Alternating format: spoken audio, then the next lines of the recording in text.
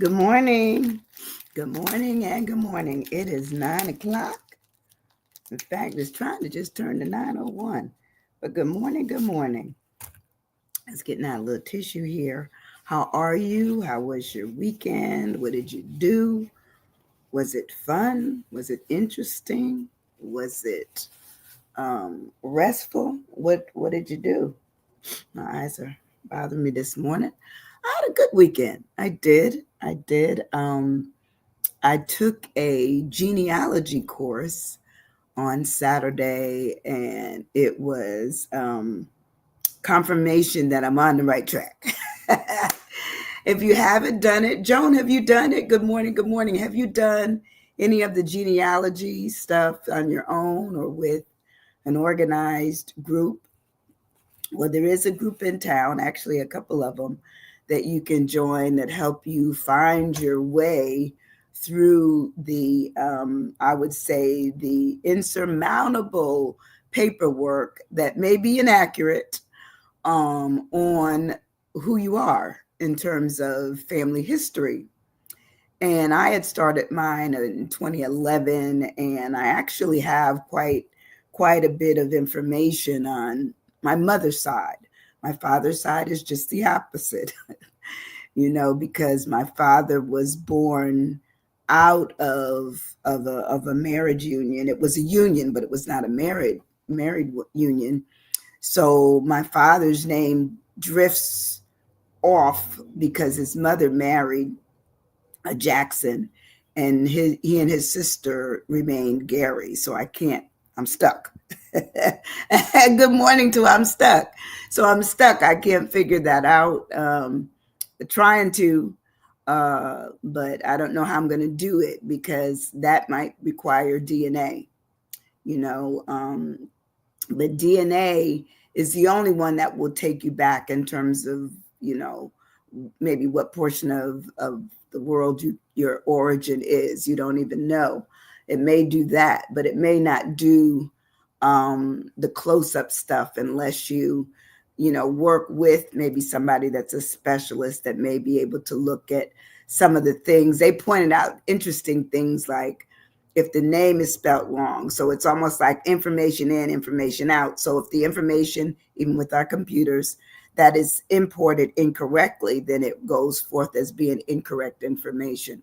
So you have to look at spelling, you have to look at location, age, if they messed up, if the person was of what ethnic background, and it may go by just color, complexion, even that kind of stuff is interesting. So I had an interesting weekend reconnecting with that. And I tell you, it's like a rabbit hole.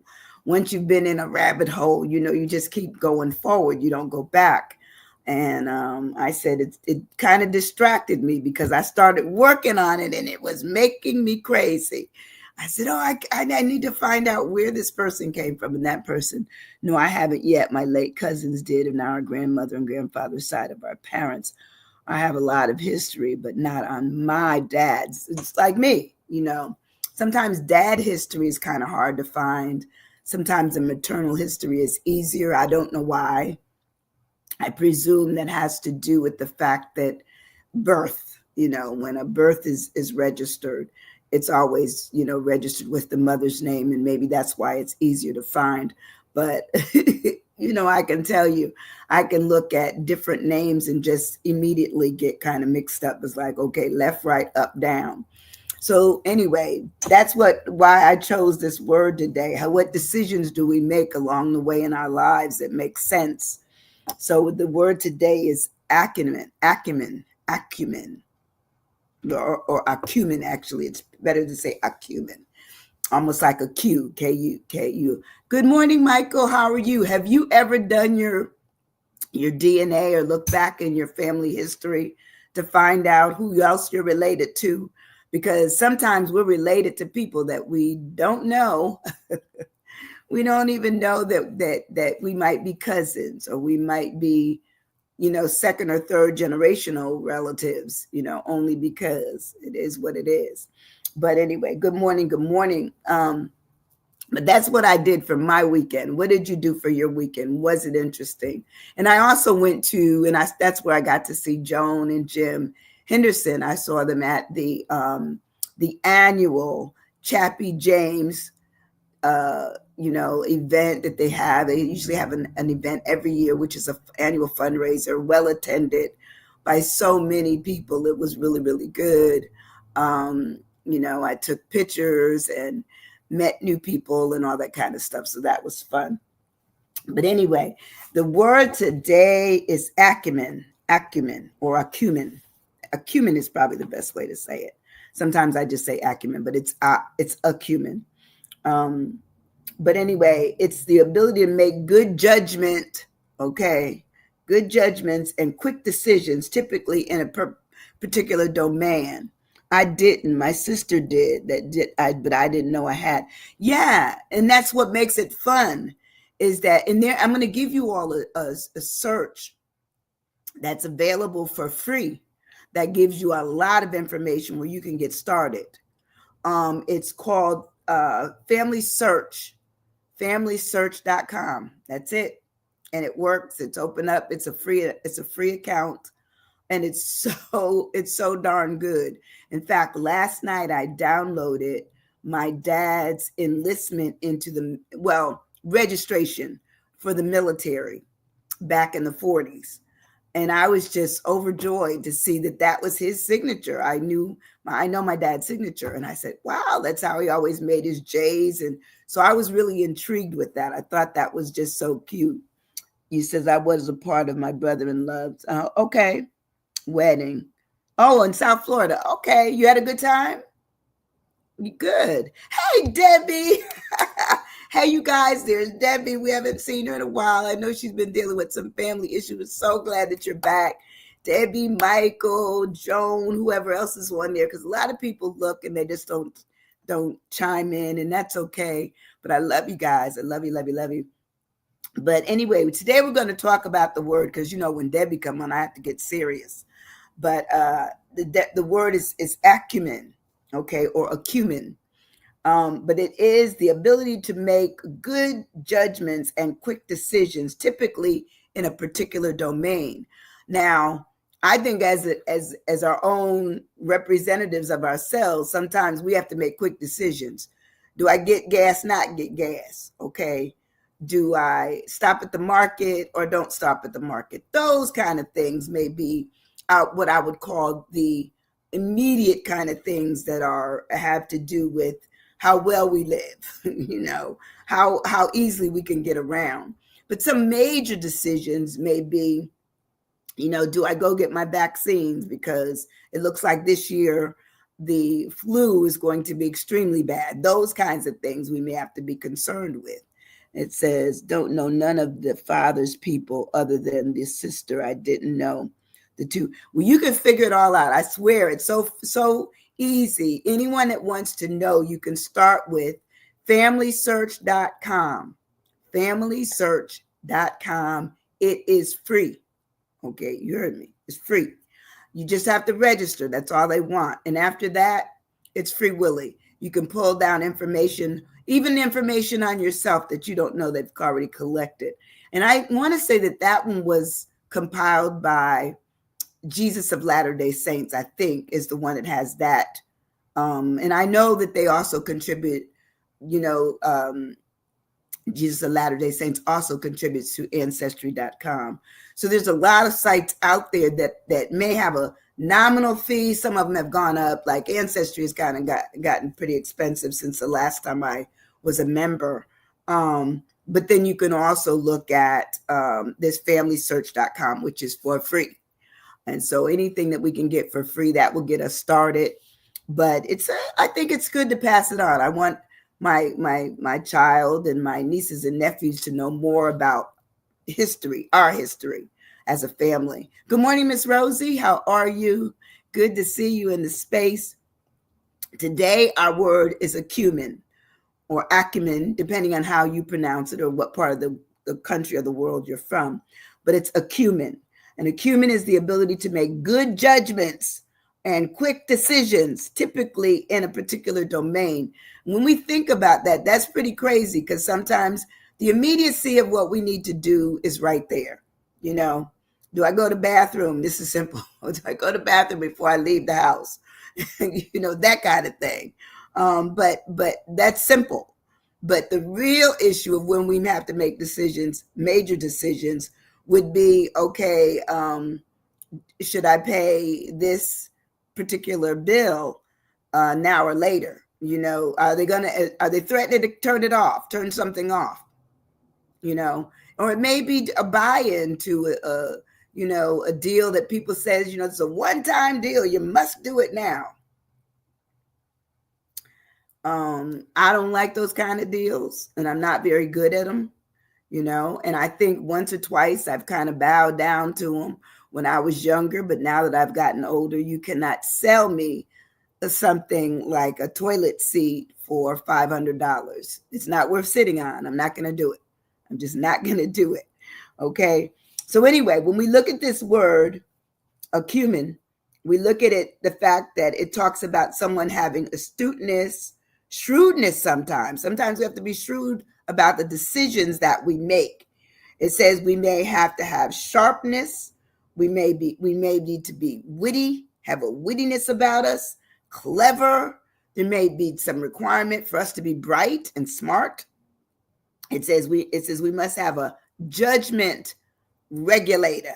We must have a need to understand. If it doesn't make sense to us, that means maybe we shouldn't be doing it. Okay. It says we need to have wisdom, intuition, perception, and capability. Those are a lot of things. Okay. And sometimes we even though we're giving all of this, reason to be judgmental and reason to make decisions, and it's given to us, we may still fall short of being comfortable in the decisions that we are responsible to make. When I think about, having been in on boards, I was on the American Counseling Association's board, and I think of all of the big things that I've done. I remember when I voted a certain way that some of the other members of the board would come back to me and say, excuse me, what were you thinking? And there was some, what I would say, caustic verbal behavior directed towards me or others. It wouldn't even necessarily have to be me, because the decision that you make may affect the whole. Okay. So I cannot imagine being a senator, a congressman, a judge in that respect, because I would be worried about how does this fit in history? How would we sit right if I made a decision that affected negatively, let me say that, negatively affected, thousands or millions of people. So I will never take on the role. Never ask me. I'm not ever going to do it on the role of being, a politician, because I think a politician walks a line. They walk a line of who will still like me after the decisions I make, And so when I think of just, my, reasonability may be right, but am I going to be sharp about everything? Am I going to be non-judgmental or judgmental? Am I going to be understanding or having, a lack of clarity? All of that would be troublesome to me. Good morning, Adelia. How are you? How are you? Hope your weekend was good. I just told everybody mine was really good. And I'll try to remind me, Joan, at the end to give that information again, because I felt it was just valuable about how you can research your family's history. And you can start off with some of the ones that cost no money. They're free to start off that journey. But, when we talk about, ACUMEN, we're really talking about our own ability to make decisions. And sometimes the decisions are heartfelt. Sometimes they're troublesome. Sometimes they're worrisome. They're problematic. How do we do that? How do we do that and be sane at the end? So that's why don't ask me to ever be a politician. I could not be a mayor. I could not be a councilman or a councilwoman. It's not in my bailiwick. I'm just not interested in doing that. I think I would have so much anxiety and so much frustration with what others think I should be in or having voted after the vote is over, and all of the what I would call the rhetoric or the rigors that come after it would come after me. I'm like, not for me. That's why I stay in the role of educator, which gives people the information that they know that you have to fend for yourself. You have to have the ability to have conversation, to know words, and be in your own, what I would say, your own, illustration of goodness, kindness, and care for not only you, but for others. And doing that, you have to do it in such a way that you know something. You have to come at the table being not necessarily an expert, but willing to learn, and also willing to listen, and then willing to eventually give judgment, which is hard. Judgment, ACUMEN talks about it being a judgment thing, your ability. How do you have it? Do you have it? So when I break the word down, and I'm going to ask you this morning, have you ever been stuck, or are you currently stuck in your ability to make decisions, to do a judgment of something, yourself or others? Even to ask the question, where you are on the current views, the current things that are going on. Those are tough questions. They're tough. They may be easy for some people, but tough for others. And so how do we get there? Awareness. Ooh, come on now, Joan. That's a great word. How aware are we of not only what's going on, but our ability to make a judgment, or to make a decision, or have understanding, or, intuition about where we feel, how we feel about what's going on. Accountability. Come on now. Great words. Great. I mean, it looks at the concept of understanding yourself and living in or under or within the conditions that we have. And that may be all the way down to your household, to your workplace, to your church, to your synagogue, wherever you go, you still take with you either an opinion, and it may be a public one, or it could be a private one, but it's still yours. And the public one sometimes requires us to make a decision. We may have to deal with the whole process of, being accurate or accountable, or looking at accurate. There you go. Just what y'all are on it this morning, on and on and on it. So when I broke my word down, I put awareness, which is who said awareness? Joan said awareness. That's what I have. Knowledge or perception of a situation or a fact. Sometimes we are asked to make decisions on things we know nothing about, but yet and still, we're still required to make a decision. That's why when I was on those big boards, Joan's husband was on the board as well of the American Counseling Association. So we know, and you were dealing with all the areas of counseling, from mental health to rehabilitation to military to educational, you name it, it was on there. And you're dealing, and so you think of that as a microcosm from what we're dealing with in this country, what we're dealing with in the world. Everyone has opinions, some positive, some negative, some in between, some unsure, but yet and still, sometimes we're still forced to have to make a decision. Astute, yes, I love it. That's another great word, astute. How astute are we in making decisions about things that may affect us? We don't even know.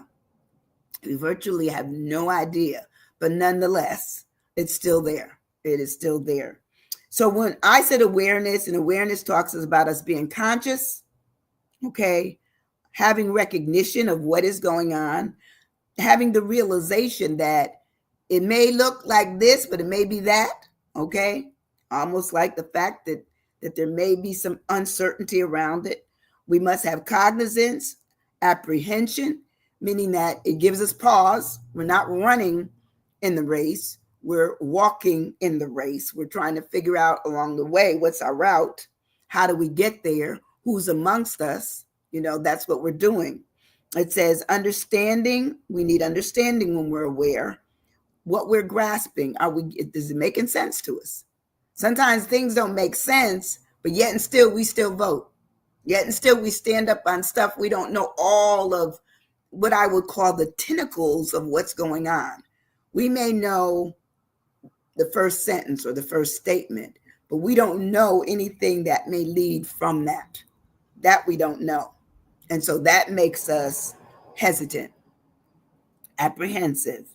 It also will put us in a position to sometimes recognize on the other side that we needed to be appreciated in terms of what it is that we said or how we looked at things, okay? Or maybe even others. There may be an appreciation that comes out of our being aware. And lastly, we must have knowledge. If we're missing out on things, then are we the best to even speak on anything if we don't know it? I don't think so, personally. So if I'm quiet, that means I don't know enough, okay? I can't make a decision about things I don't know enough about. But yet and still, we probably are faced with that all the time.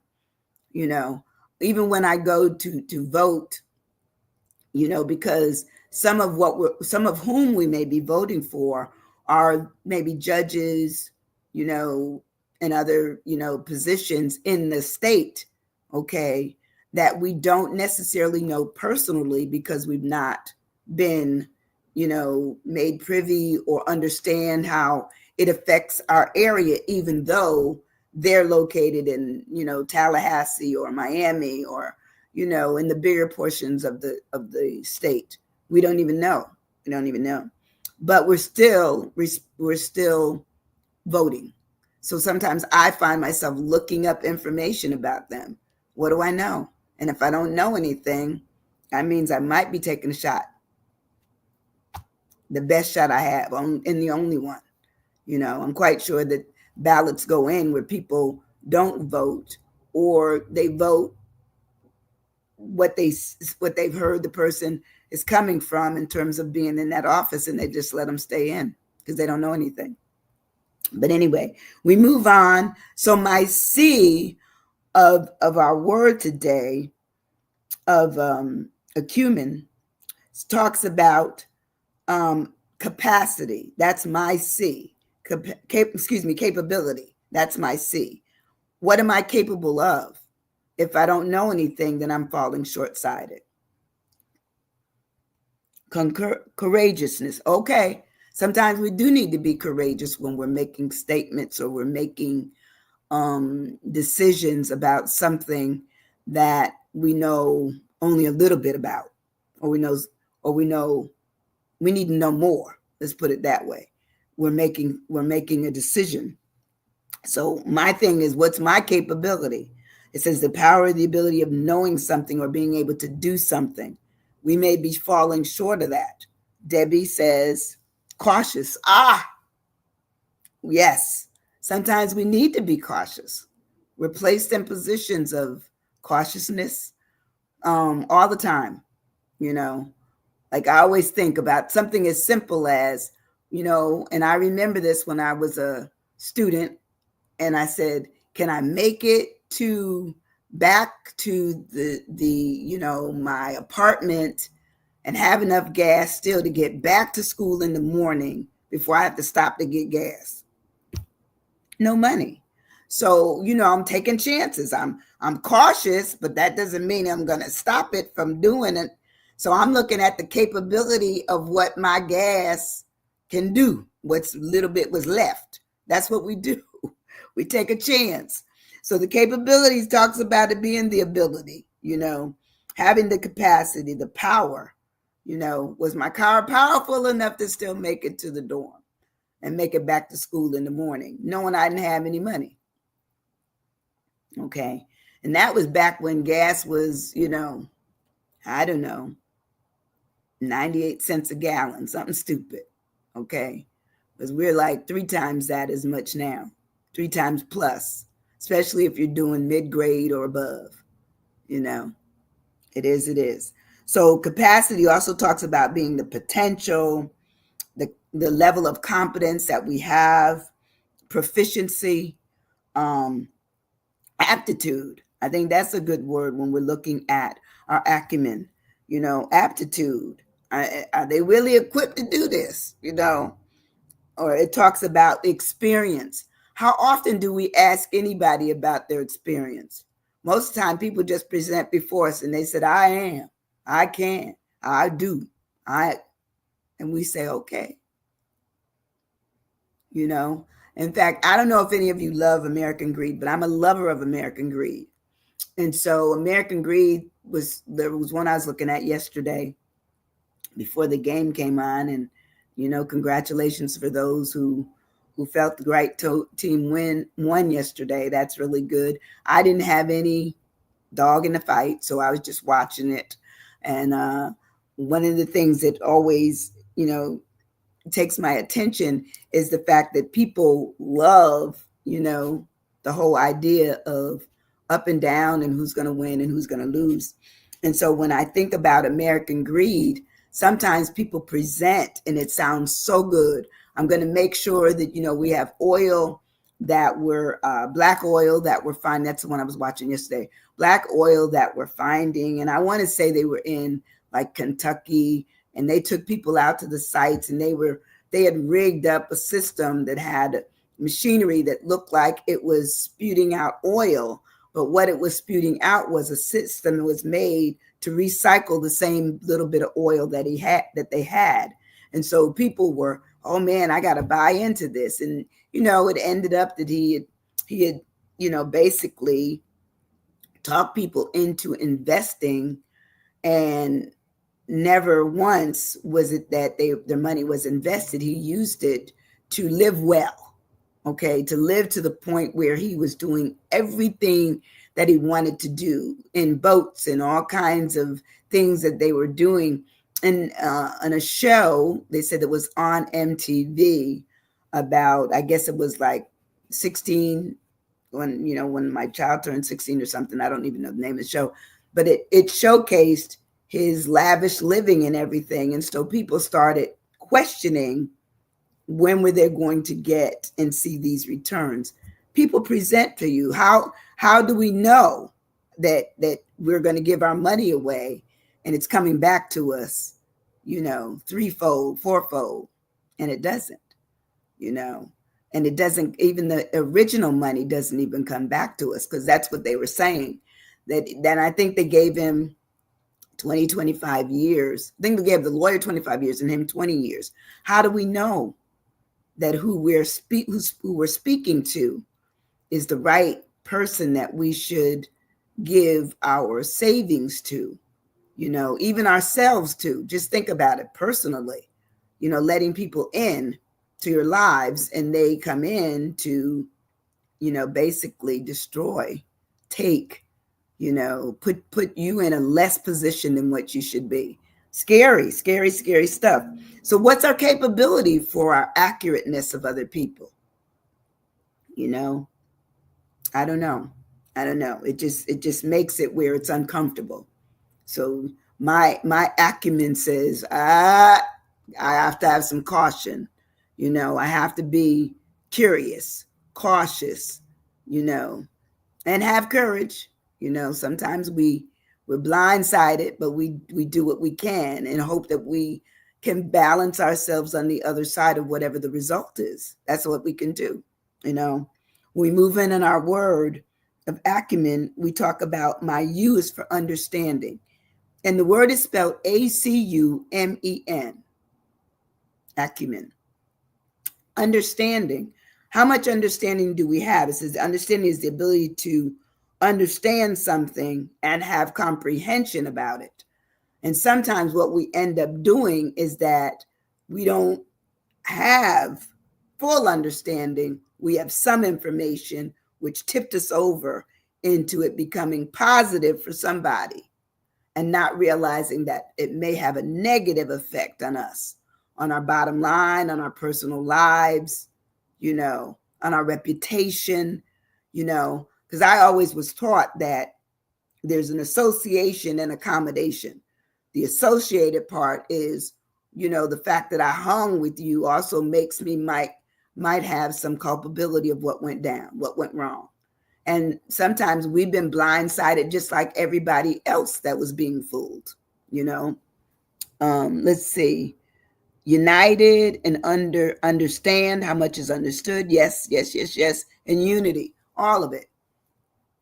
And sometimes we're not united in our own selves. We're conflicted in ourselves. We can't make a decision that makes sense to us, but we have to make a decision. How many of us have been posed with that? I'll put up both hands because it's true. Sometimes we're just faced with needing to make a decision, like and I'll tell you one that I'm dealing with now. My house is old, and it has some things that they're costly. It's just getting to the point where it doesn't make sense. So, it's either find another house or, have them renovate. The renovations were more than finding another house or tearing down and rebuilding. So decisions. How accurate will I be in my decisions? I don't know. My prayer is that I'm going to be all right. That's my prayer. And that it be sound. But first of all, I have to get understanding, which is what I said, which means I comprehend whatever it is, the decision I make will be the decision that unifies me, makes me understand, makes me, some apprehension, but that I've grasped onto what it is going to be, that there's some mastery to it, meaning on the overall, it's going to work. And it says that I have to have a certain perception as to whatever it is that I decided to do, a discernment. And sometimes we may have a discerning, spirit, but it might fall short of it being a discerning outcome, meaning the best for us. Sometimes it just falls short.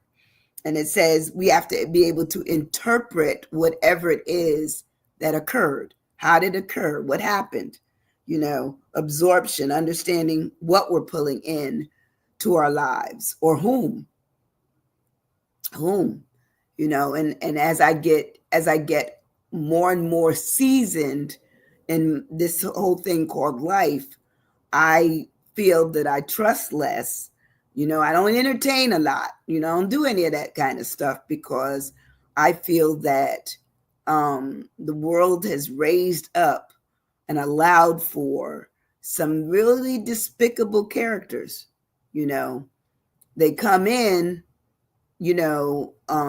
loving and kind. And when they leave, they've ravished, over who you are and what you're all about, and sometimes with them, they take, things that are yours, could be your heart, could be your way of thinking, or even your consideration of who you once were, all of those kinds of things. And maybe your money, it's all those kinds of things that talks about how well do I understand myself before I make decisions about things that will affect me or others associated with me, family, friends, work, whatever. So it also talks about my assimilation, how acute am I with my assimilation or my knowledge, all questionable, they're all dogs. Thank you for being back, Debbie. Thank you. So we go further on in our word of acumen, we talk about our mental acuity. That's the M. Mentally, are we right for making decisions?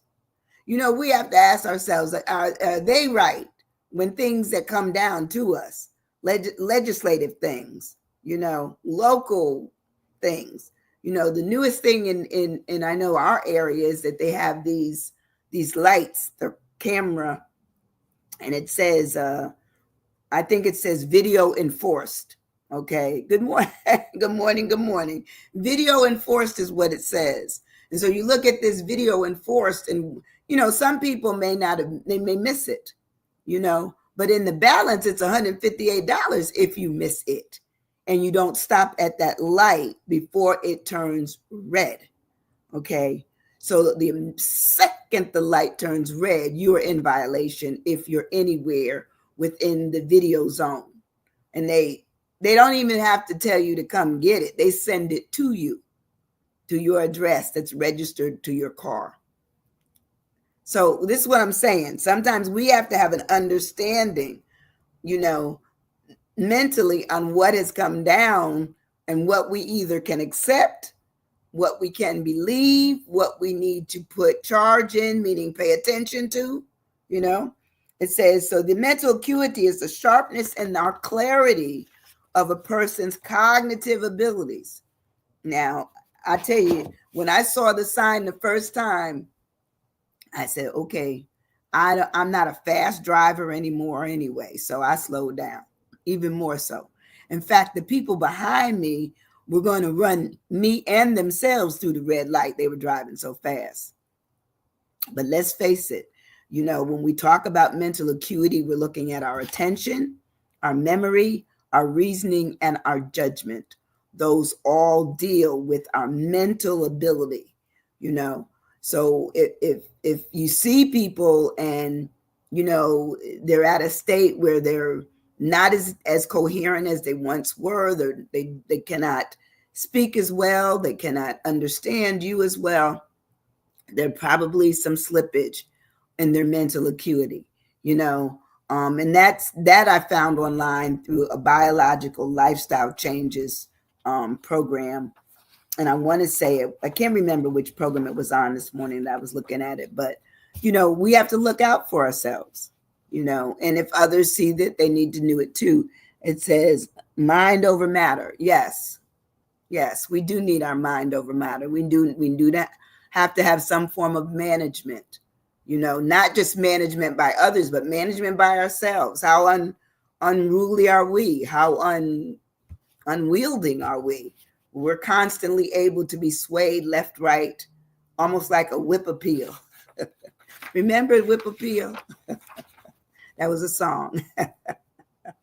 That was a song. But anyway, we just have to look at our lives that sometimes we're out of control, or the out of control forces us to look at how either out of control we are, or how controlled we are by others that are out of our control.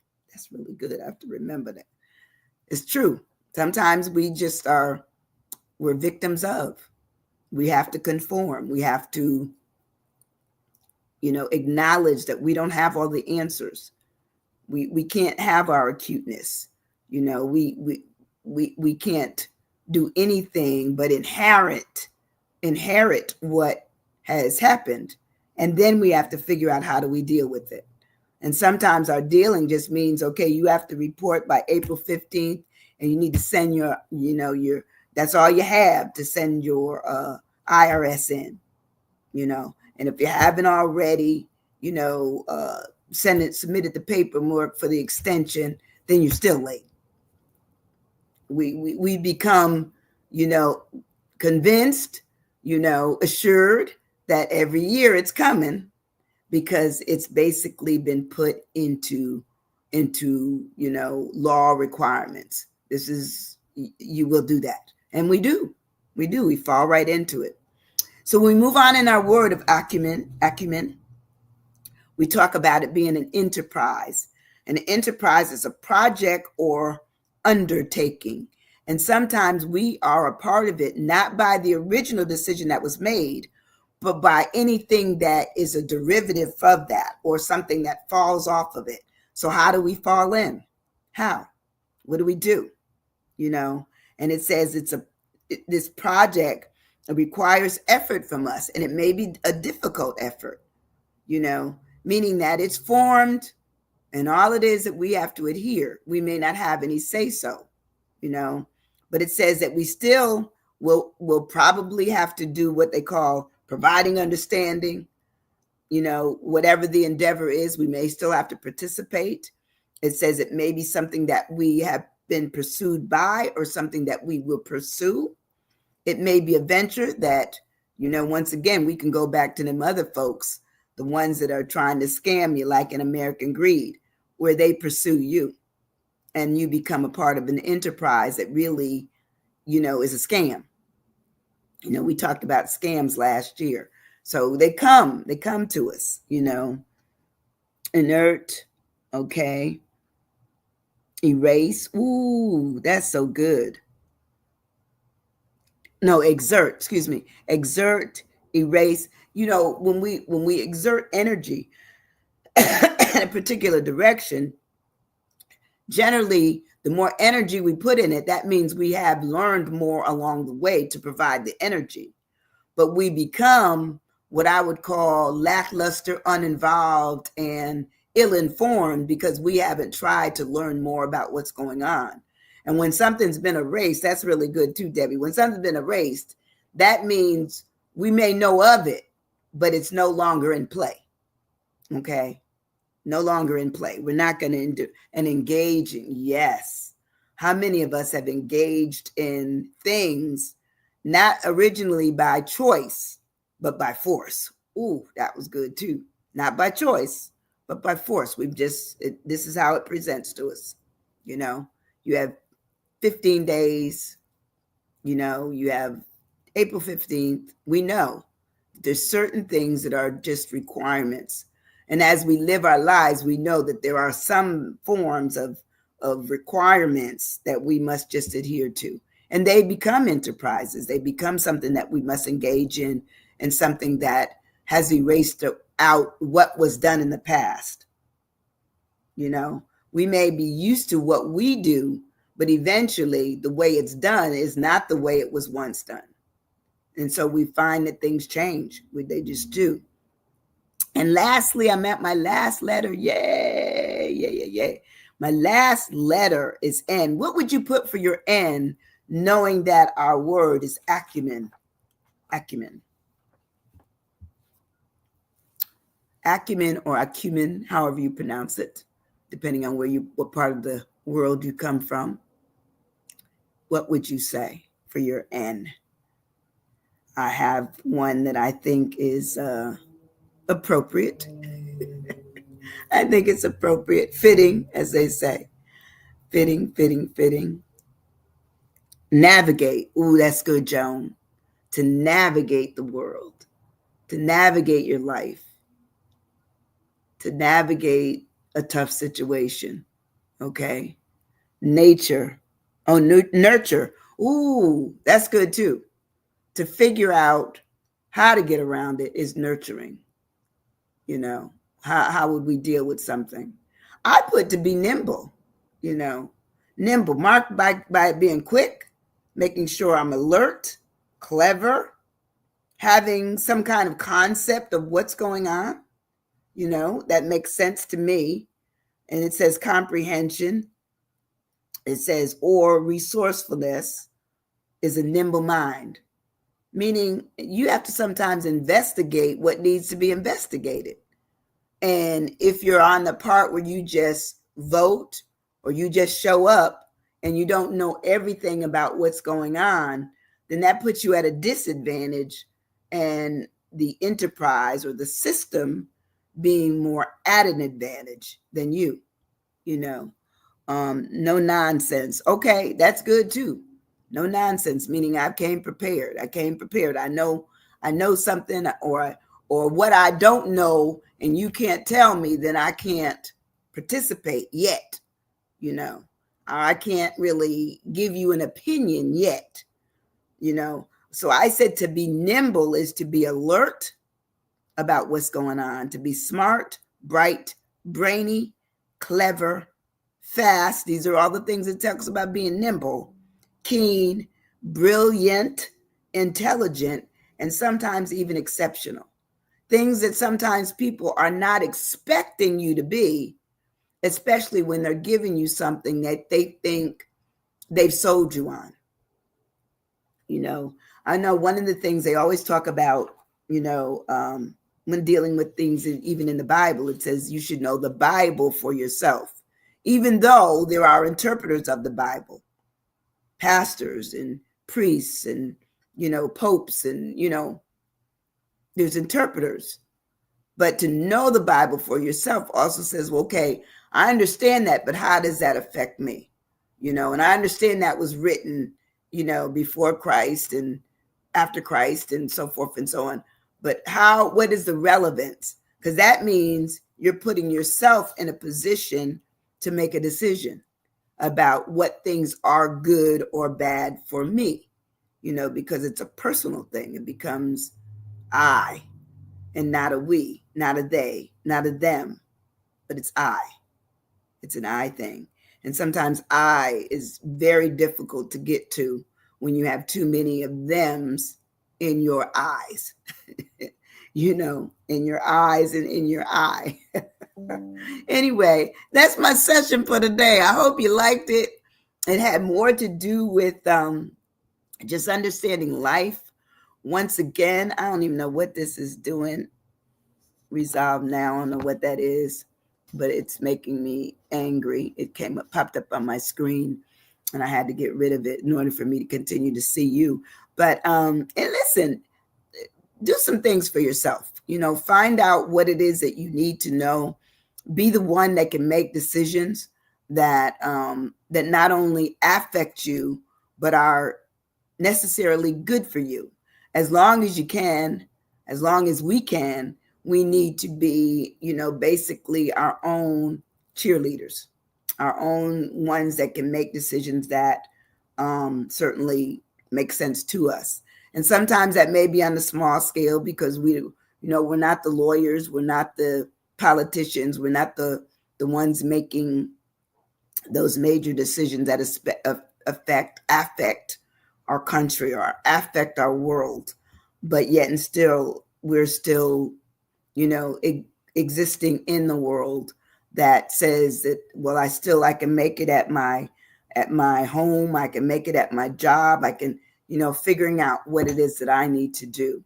Now, the other thing that I did for those who came in a little bit later into the session is that I told everyone that I took a genealogy course over the weekend that was absolutely excellent. And they have a free, well, this is one of the sites, but they have a free website out there called Family Search. And it basically has a lot of the information that Ancestry.com and some of the other sites out there have at no cost. So it is free. It's a free site. And I can tell you that once you put in your parents' names, what it does is it starts, building this, or you can have it build it for you, a informational process that shows you where family is, who they are, who other relatives are related to them. So it builds it out. And as I was saying, I was able to do my mother's family back to 1813. My father's family, not so lucky, because my father was an out of wedlock child to his mother, my grandmother, who I never met, died before I was ever born. So, but just the fun of it is not only finding out clarity for yourself, but looking at it as the future of what you leave your offspring and their children. So it's a way for more information just to be known about you and who you are.